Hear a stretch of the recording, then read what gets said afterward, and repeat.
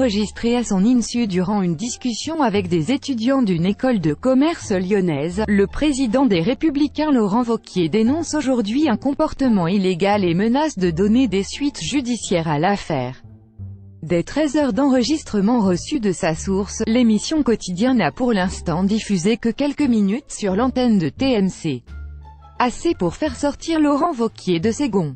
Samedi 17 février, le président des Républicains a fait savoir à l'AFP qu'il se réservait le droit de déposer plainte suite à la diffusion par Yann Barthès et ses équipes d'un enregistrement clandestin dans lequel l'homme politique s'attaque à plusieurs de ses confrères et consoeurs.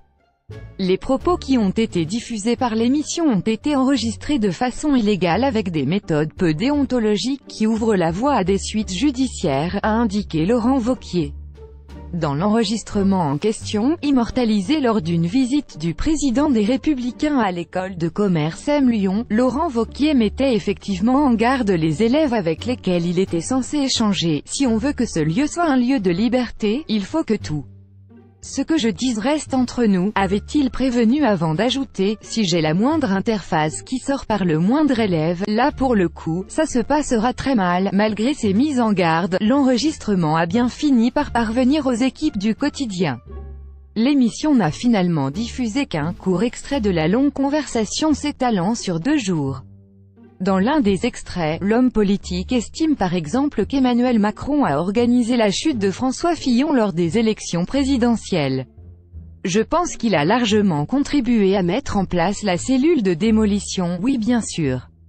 Laurent Wauquiez s'en prend ensuite à Nicolas Sarkozy, son ancien patron.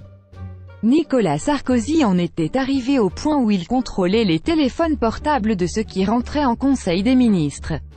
Il les mettait sur écoute pour pomper tous les mails, tous les textos et vérifier ce que chacun de ses ministres disait, lance-t-il aux élèves sans se douter être enregistré. Aujourd'hui, le président des Républicains assure pourtant que tout cela a été prononcé sur le ton de l'humour.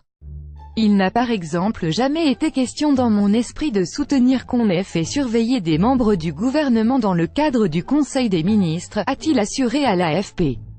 Reste désormais à savoir si celui qui s'en prend également à Gérald Darmanin et Angela Merkel lors de sa conversation avec un groupe d'élèves d'école de commerce décidera ou pas de donner des suites judiciaires à cette affaire. Crédit photo, Blondet Elliott.